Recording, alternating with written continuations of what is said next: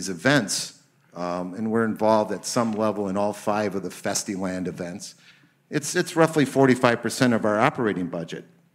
And in terms, what does that mean? For us, it's, multiple thousands of people a year come through our building to receive services to help improve their lives.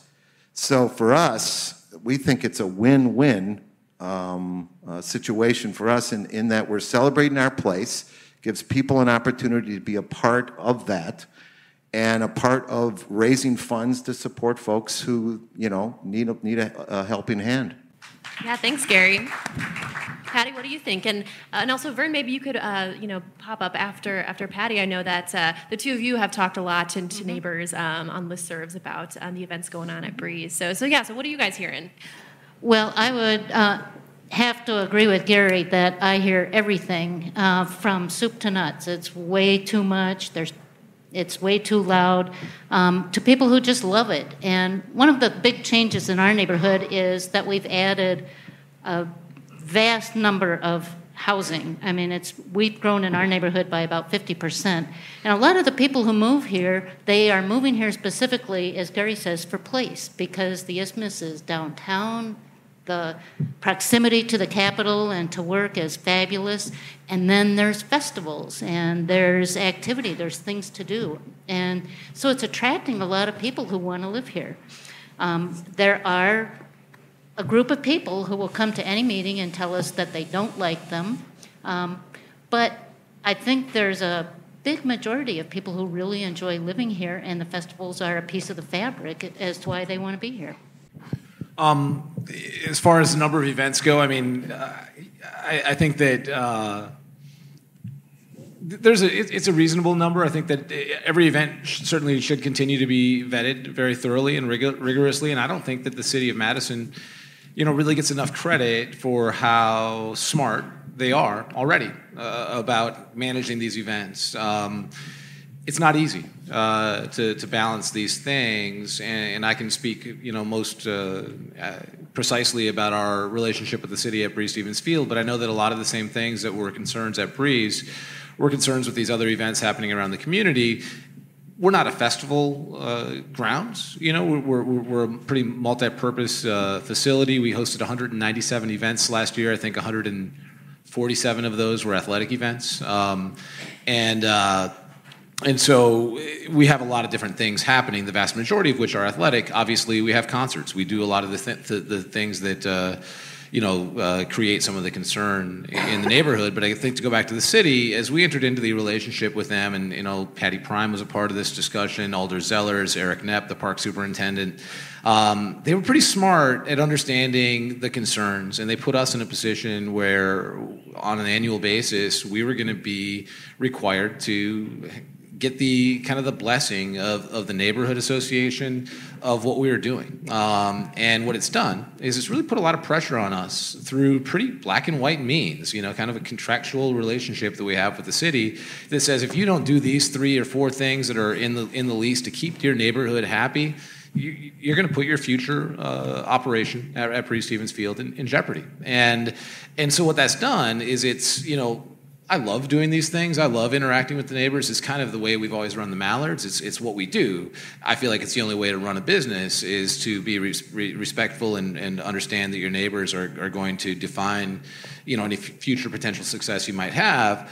But our agreement at Breeze Stevens Field put a pretty fine point on it that we really needed to work harder than we ever had to find that balance and work with the neighborhood. I know that not everyone loves us. I think the vast majority of the people, feel pretty good about us. I'm really proud that we were able to go through that process in the landscape of all these things happening and all the discussion happening over the last couple of years regarding sound and festivals and events and all those kinds of things. And able to put a new agreement together with the city of Madison for the next 10 years that was unanimously approved by the city council. And that, I think, shows you that there is a path forward to find that balance, and it's something we're really proud of. And I think that looking to the future, I think that the events that happen from our place to beyond and on the east side, on the west side, wherever they might be, they're going to come and go. These things are risks, and some things are going to be better than others. I know that a couple years ago there was concern about an Irish music festival that came to Bree Stevens Field on the same weekend as the Orton Park Festival. I went to the Orton Park Festival. I didn't go to the Irish Music Festival. It was a nice event. It brought in some national music. It was great. I love the Orton Park Festival. I'm going to go to that event every single year. And a lot of people are. And what happened was that event went away. It's gone. The Irish Music Festival didn't work. It was a cool event. It brought outstanding international live music to Bree Stevens Field at a fair price. It didn't work. The people that promoted that event just stopped hosting it, because these East Side festivals are great and they're solid, and I do believe, and I'm not a financial, I don't understand exactly how those deals work, but they're solid, they're really ingrained in the community, and I think that we've got this outstanding foundation of a handful of events that are going to be there for a long, long time, I hope. And these new events are kind of speculative. We've introduced new events at Bree Stevens Field over the last few years that haven't worked. I mean, from the Irish Music Festival, we had a movie series that just didn't quite resonate.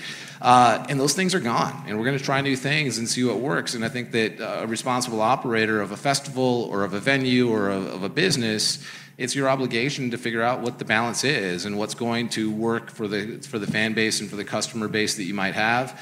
And I think that what's going to happen sooner or later, there's going to be a tipping point, and these events that aren't as well run, that aren't as interesting, that aren't connecting with the community and their neighborhood in the way that you need to, I think they're going to start to go away. And I think that number may start to come back a little bit. I do think that that some correction is probably in order over the next few years.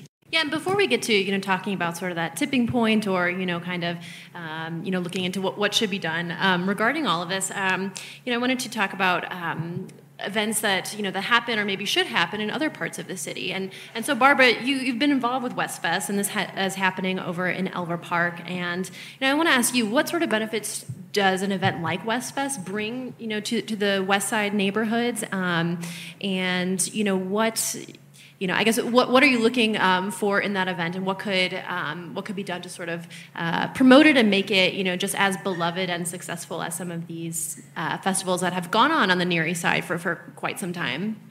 A lot of great questions. And There's a lot in one. Sorry about that. Since I have the microphone, I'm going to kind of break it apart where I can understand it a little bit. And so one of the introductions said the isthmus, the narrow spit of land between lakes Monona, Mendota, that forms the heart of Madison. Guess what, folks? I'm from the West Side, and we have a marvelous park, Elver Park, that is so underutilized. And I bring that up because when you talk about the tipping point, there's a lot of things that I hear as an alder, the street closures, the bus rerouting, the people trying to get to work who depend on public transportation. So we hear a lot of that sitting as an alder. And so let me go back to Westfest. The reason that when I came on, was elected alder in 2015, it was the last year for the fireworks at Elver Park. I mean, when I first moved to Madison, I would come to Elver Park and I would lay out there on the hill and I would go, wow, it was such a phenomenal event to see the fireworks at Elver Park. And then we ran out of funding. And so the first meeting that I had was with Parks, and they said there will be no fireworks. And so we were looking at community building. So for 2016, we said, let's replace the fireworks and do a community event, a community festival, because there was nothing on the West Side. And Gary, thank you, because we went to Gary and said, how do we put it together? And the very first year that we did Westfest at Elver Park, we had zero budget. And we went begging and knocking on doors, and I think we begged upon $500. And we put on Westfest at Elver Park. And it was a community festival mean, there is not a lot happening. So when you're talking about everything is destinational and everything is on the isthmus, we want to spread that out. I mean, the north side, they have their events, but there's really not a lot of things that's happening on the west side. And West Fest at Elver Park, it was in August the first year and August the second year, and it rained both years. And we moved it to July the 14th. And so I want to put a plug in, it's July the 14th. But I mention it because as we're looking at spreading and looking at Madison being a destination point, it's not just on the isthmus. People travel. If there is something that's spectacular that's happening on the west side, they'll get in their cars and they'll drive to the west side as well. And so that was the vision for West Fest, is to have a festival on the west side when there was nothing celebrating on the west side. And so we're going into our third year. We learned a lot of things. We made some mistakes, and thank you very much for helping us. And we said, how do you do it? Because they've been so successful at it.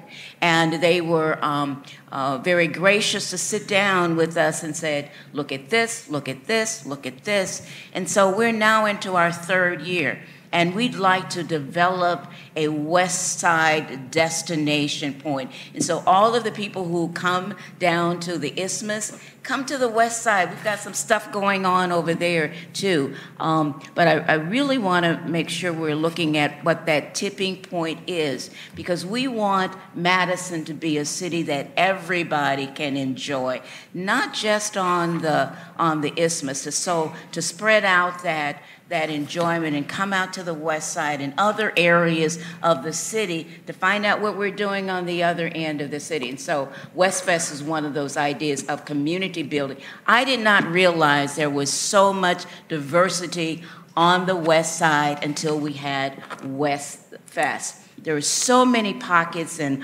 populations, and when they came to West Fest, we saw that diversity. And so each year, it's a family event, but each year we see the diversity of the West Side that we never would have imagined if we had not invited them in.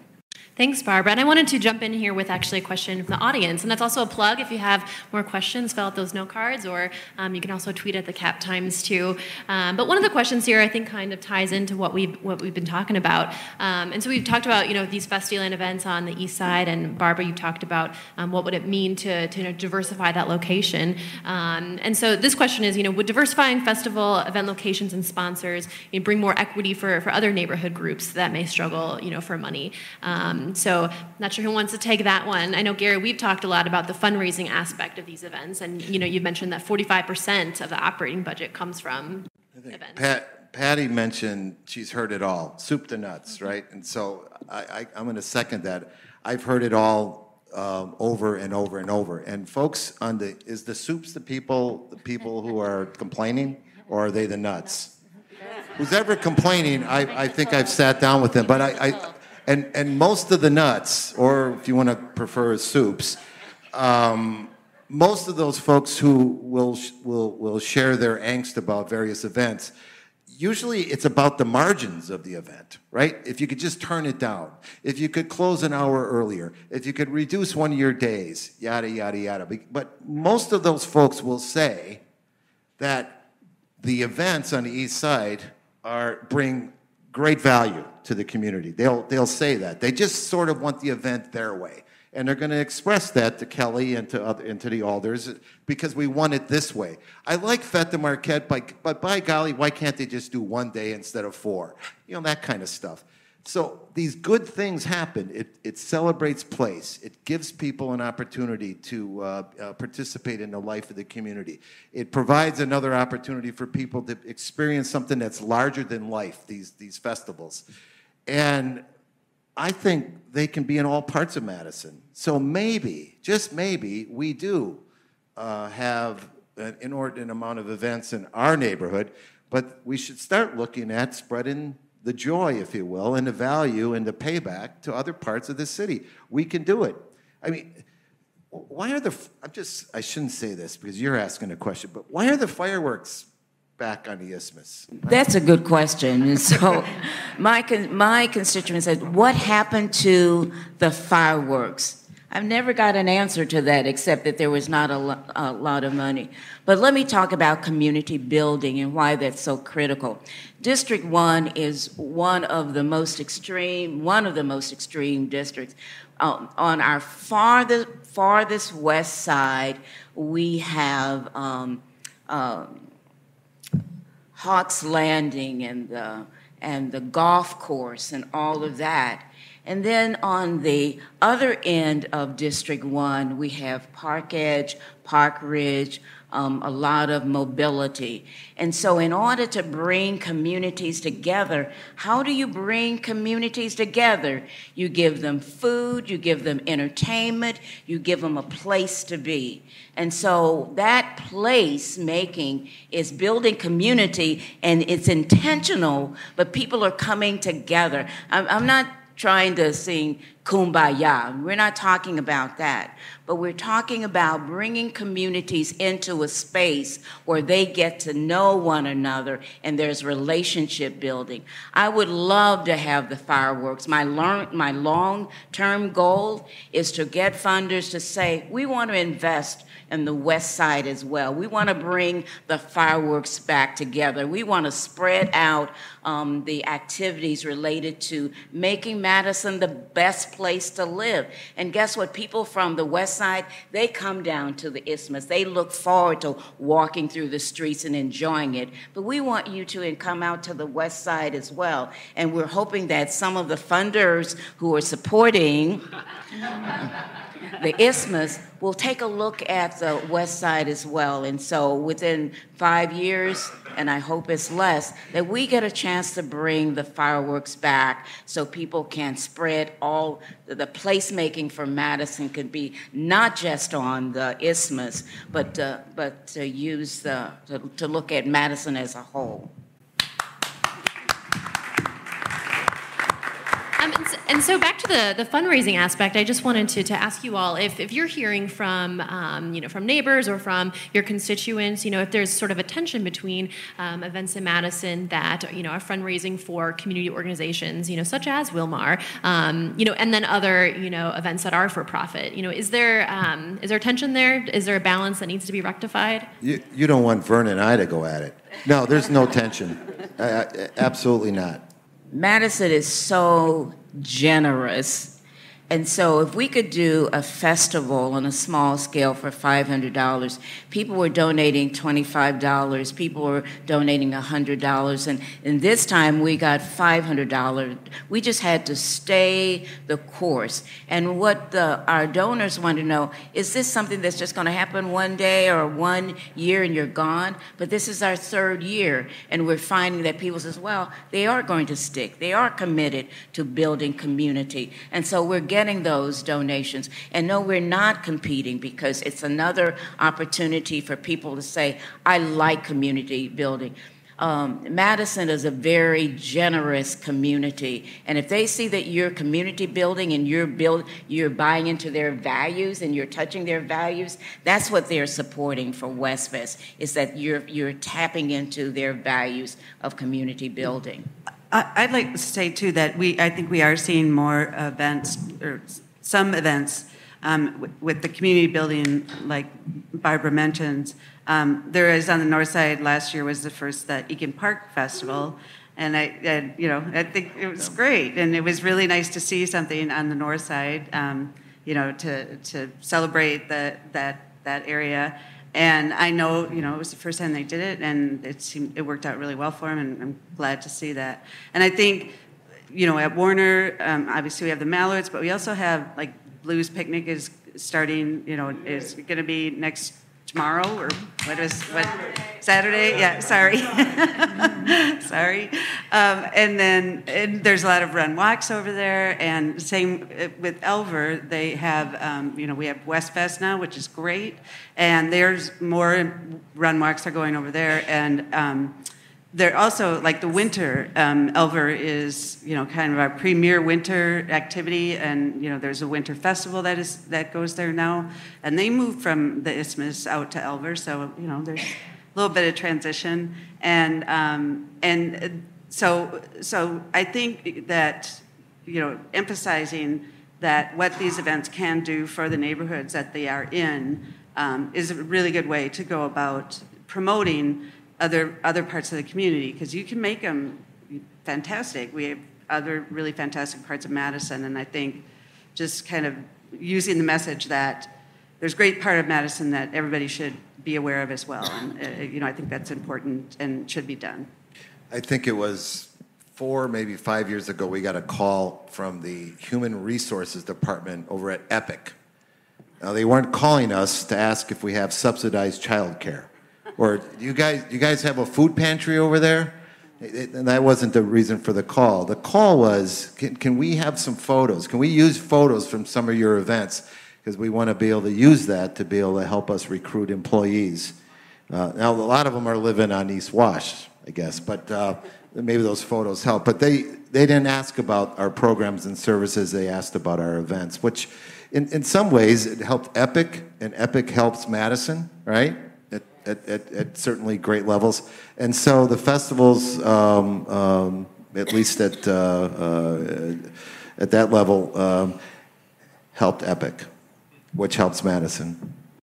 And another question that I got, we're going to kind of jump back to this idea of moving events, out of the Isthmus and, attracting them into other parts of town. And so the question is, just specifically, how should other neighborhoods go about attracting festivals? West Fest is a collaboration of organizations, businesses, associations, and they are collaborative. And so we came together to say, what do we want for the West Side? It's not a one-person show. To really make this a community-driven effort, we have all players at the table, and we can bring our businesses, our homeowners association, our neighborhood associations, the organizations. They've come together and said that we want this for the Southwest Side. That's the piece that is so critically important, because it wasn't, even though Barbara McKinney thought, oh, this is a great idea, we really had to say to the people who can make it happen, to make it sustainable. And that's the key. To make it sustainable, you really have to bring those partners along. And that's what West Fest has done, is bring those partners along. So we're building community. We're inviting you to our house. We're not trying to take it from any other community space, but we're inviting you into our house to see how we're doing it. And it's family-oriented, and we're building a space on the Southwest Side, and we'd like to invite you to come and join us. Another thing that we're kind of learning from the analysis that we're doing about events is, reaching out to the communities to provide, assistance in the permitting process. And, I've been doing this for a really long time, and last summer we had a group that they wanted to have picnics at various different parks throughout the city, and it was a great idea, and it was fantastic. And, it was one of those things that just came together, like, they thought about it, and then they wanted to do it that weekend. And it's like, when I learned, well, those things don't happen that quickly with the city, but it was working with them to understand, looking at our application, form online and trying to do it online is daunting. And so what we've learned from some of these, I've been a part of the placemaking and community building that we're going through as well. And trying to work with people to let them know that we can be there to help them with the, kind of logistics, the nitty-gritty of, having an event. And trying to get a better idea of what type of events they want. It may be we just want to have a picnic where we can have some music and we can all get together and share and just have fun with enjoy each other's company, and that's fine. And so it's just kind of a matter too of letting people know that we can assist them with the permitting piece of it, but also finding out what kind of events and activities they want to have in their neighborhoods. And so I think that's a critical part of it too. Quick, two things. One, to address the previous question about the fireworks. Obviously, our company hosts the Festival of Foods Shake the Lake on Sean Nolan Drive. Quick history on that. The north side of Madison felt pretty strongly about that fireworks show not being a great fit in Warner Park. And so a different group, Madison Festivals, moved it to John Nolan Drive. They had some struggles financially in their first year. We were able to secure the support of Festival of Foods to continue that show in that location. Really, what drove that was, I think, the combination of the north side and their feelings about that event, and along with public safety. And I think that really, when you boil down to the north side and their feelings about that event, it was really a public safety concern on that side of town because it didn't have the infrastructure to handle it. It was really inconvenient. If you parked in the baseball stadium at Rhythm and Booms that I had the pleasure of attending for, I think, 15 years, it would take you 2 hours to get outside of the baseball stadium after the fireworks were over. The north side wasn't built to host that kind of event. Shake the Lake down on John Nolan Drive, at least based on our conversations with police and Kelly and her Street Use Committee, that is the place in the entire city of Madison that can handle that scale of event best. And so that's one thing I wanted to quickly address. And I think the second thing I'll say, I guess, on bringing events, the common thread with every single thing that happens that works from a festival perspective is there's a visionary, in some cases a group of visionaries behind it, that are willing to see a concept. You see, Gary and Barbara and so many other people that have been a part of the events that happen on the east side of Madison and beyond that believed in it and were willing to invest their time and their effort and their sweat to make these things happen. And if other parts of town want those things to happen, they have to do what Barbara's doing right now and put the time and the effort in to lead and take a risk. Because these events, I think that's one thing that people forget sometimes, is they're risky and they're hard. If Shake the Lake rains, it's a really scary event from a public safety perspective, from a financial perspective, from an entertainment perspective. It's tough. Putting on these events outside, as all of us that are up here have dealt with, weather is a very difficult and unpredictable thing with these outdoor things, and it can have a dramatic impact on whether or not you're doing the right thing with it. I gave a shout out to Gary, but I want to give a shout out to Madison Parks. So when we did the first West Fest, 4 people did West Fest. I mean, literally 4 people put it together. We met every week, and this was on our plate. This is absolutely what we did. 4 people put on a fest. It was really intensive. It's like 24 hours, so you had to really stay on top of it. So for the third session, we've got a group of about 20 people who are helping to put it together. So it is a commitment of love and investment. You really have to stay the course. You really have to believe that this is the right thing for this community at the right time, because it's blood, it's sweat, it's tears, it's anger, and when it rains, you think, oh my God, we still have to put it on. But that is the stuff, the toughness that it takes to really start at the ground level to build it, and 4 people did it year 1. So a question from the audience that I have is, what can we do to help the city so that events aren't overlapping? And so this is kind of a good transition. I'd love to ask you all, really what, we've talked a lot about the pros and cons of all these events. And, I think the big question is, what should be done and, what changes could be made. So I guess, on that note, we can start with the events overlapping. And maybe, Kelly, you could explain a little bit about the Street Use Staff Commission and kind of what all goes into deciding whether or not event, can happen. It's probably impossible for them not to be overlapping events. We can try and look at, and what we are looking at are, trying not to have 2 very similar events on the same, weekend in similar locations. But we have, over close to 900 event days throughout the city, including park events, street use events, and like block parties and neighborhood, events. So to try and find a way for them not to overlap, I don't know how that would be done. But like I said, we can look at making sure that we do the best to have each event succeed, the best way that we can. And so what Abby was talking about as far as the groups that look at these events, and I also want to give a shout out to my colleagues that have worked on these events for many, many years too. We have what's called the Street Use Staff Commission, and they review all the street use permit applications that come in, and on that commission is fire and police and city engineering and traffic engineering and risk management and parks, and we have a state police or Capitol Police representative.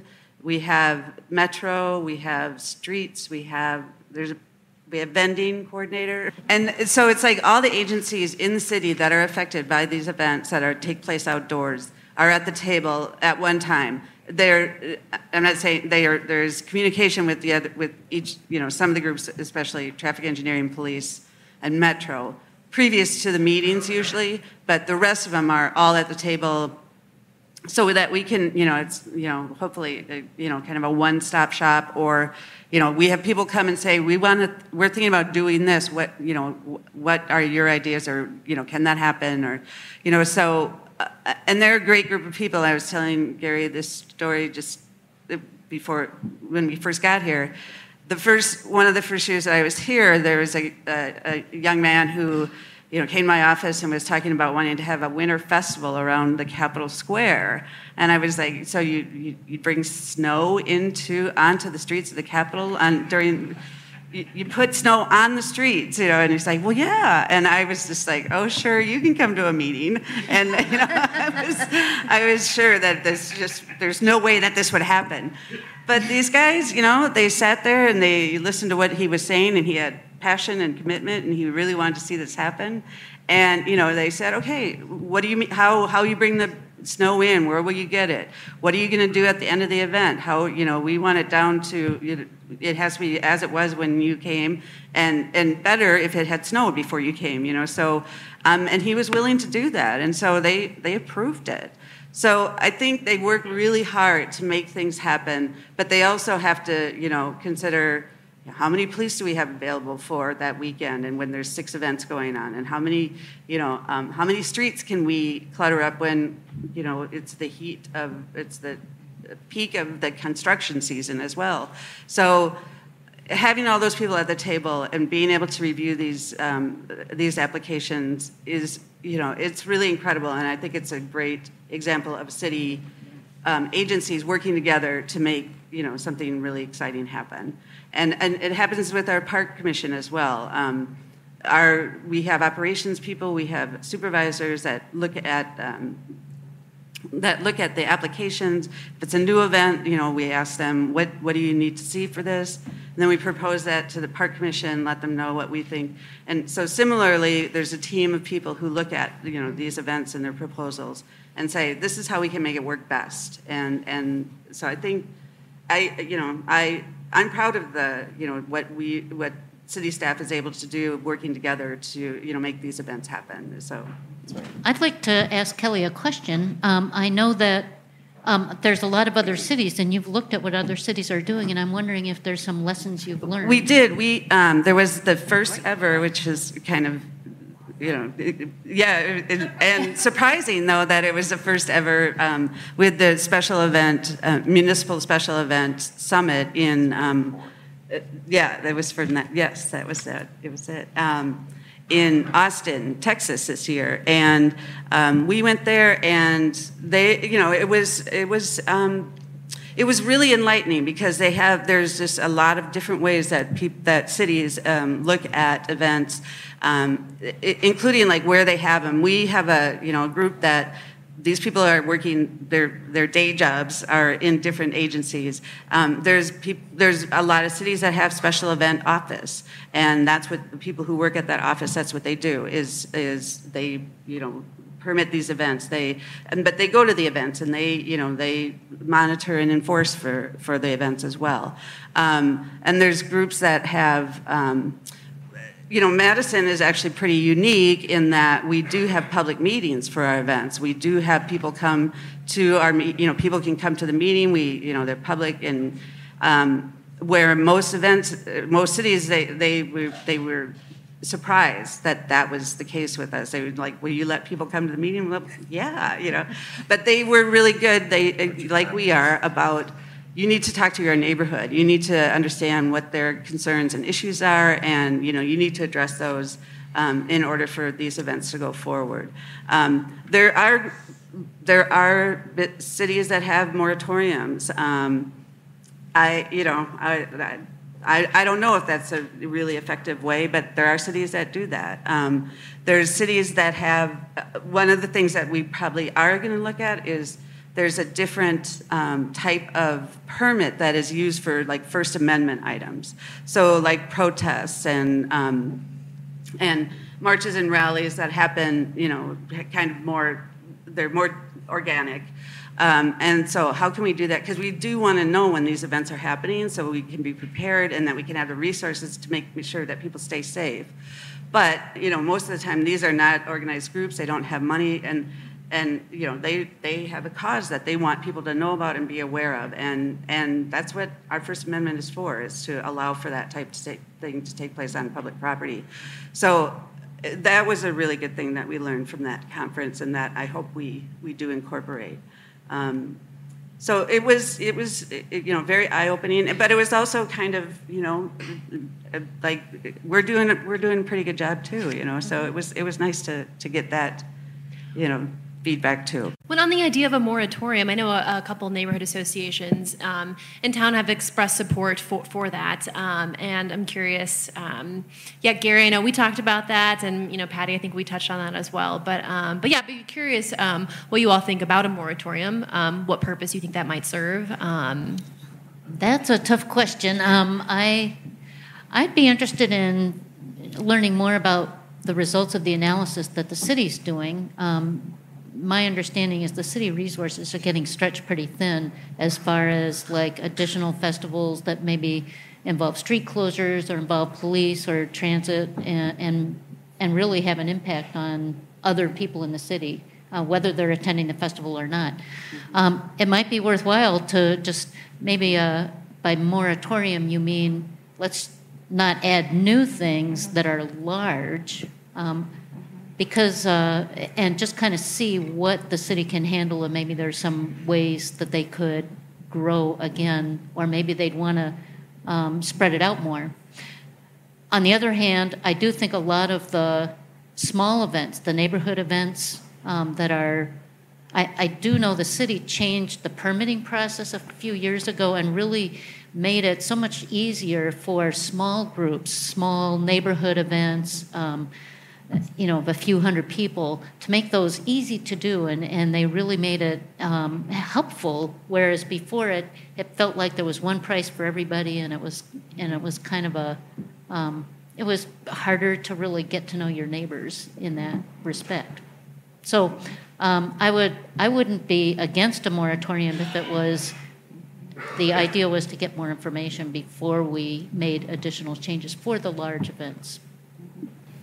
I left the Public Safety Review Committee, and one of the things we look at is public safety, and I asked the question about with the street festivals and police coverage, because we've heard a lot about our Madison police officers being overworked. And this is the email I got. Summer is the busiest time, and with several events going on at the same time, it can be difficult to fill all of the assignments.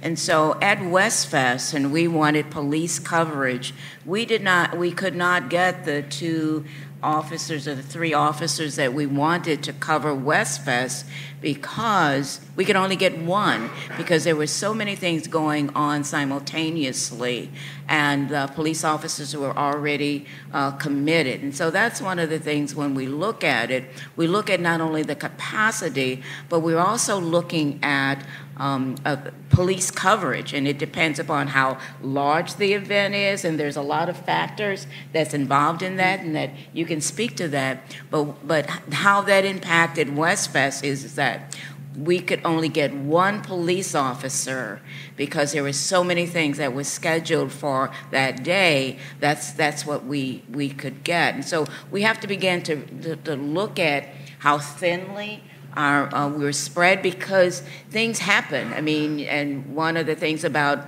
Broadfest is that they were very intentional of making it sure that it's a safe place for people and families to come. That costs money to do that.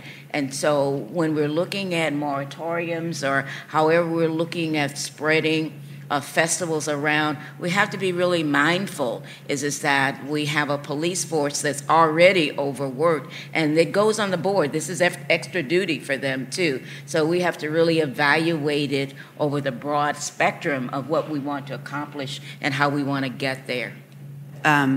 Festivals, for the main part, don't require necessarily that many police officers. When there's alcohol involved, they're always going to have, we're going to have officers there, but it's the runs, especially the long thing, like marathons or 10Ks or Ironman. Those are the ones, because there's like so much traffic management need, and nobody besides a Madison police officer can do that. So it is another aspect of events and event planning that we're looking at, as far as, can that be expanded? Can the role of either staff or volunteer, or can there be some sort of certification where people can, where it doesn't necessarily have to be police? This is a long way off, because right now they have, by their contract, they have to be hired to, they have to work these events. But those are the type of things that we're looking at, and there are to address the issues like that police don't have, the staff available for the number of events that we have. Well, I think with all these events too, and we're kind of getting into this now, talking about police officers, I think it does kind of underscore some of the challenges that other city agencies are facing. So we talk about staffing at the police department, but we should also mention too, with Metro Transit, they often talk about just they have a ridership demand, and then they can't often fill it. And when events are happening, buses are rerouted. It's really hard for people to find their bus stop, and get to where they need to be. So we've just got a couple minutes left, and so I wanted to, Kelly, ask you, so the city is at the very beginning stages of gathering public input and trying to find out, how Madison residents, think and feel about all the events going on. So what's upcoming, and what, might be the outcome at the end of this likely long process? Yeah, so this past spring we had 3 or 4 community meetings with organizers, with community, with residents and neighborhood associations, and with downtown businesses to kind of get an understanding of their thoughts on events and where they would like things to go. So we're gathering those now and kind of taking a look and seeing if there's things that make sense, that seem to overlap, that seem to be like, how can we implement this type of thing? And so we're working on that, and then we're also doing research. Like we had the summit and the other cities, and so now we kind of have access to these cities and what they're doing and seeing what works and what doesn't. And so we're reviewing that type of information, and we're doing other research. As I mentioned, the First Amendment type thing, and also then looking at what do other cities do for their marathons or runs.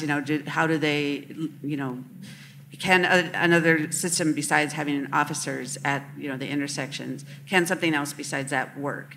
And so I'd say right now we're gathering information, and I hope we hope by like this fall to kind of have selected what things that we want to make sure we get incorporated into the street use process, and hopefully by the beginning of next year we will have something that we will put into the street use ordinance or the special park event ordinance, and develop as a policy and process for events in Madison. So, how are you making sure that all voices are at the table? What's the intentionality of that? So those are the meetings that we had. Is that we did that, but I also I have been part of the, kind of peripherally, but one of the placemaking meetings that was at Good Shepherd with Tarek. And actually, one of the gentlemen that was working on the picnics last year was at that, and we were able to talk. And so that's where, we got some outreach that I thought was really important, because it was the understanding that not everybody necessarily wants to have festy land in their neighborhood. It's wonderful that it's here, but some of them just want to have like a barbecue, and they want to tell people to let's go out and do those type of things. So I think those are really important, and I hope to work with Tarek or Toriana, to kind of try and yourself to reach out to communities that they're not here on the Isthmus, and so, but we need to have their input to see what can we do to make events, more accessible and, more available to those different communities. So, let's give one more round of applause for our great panelists.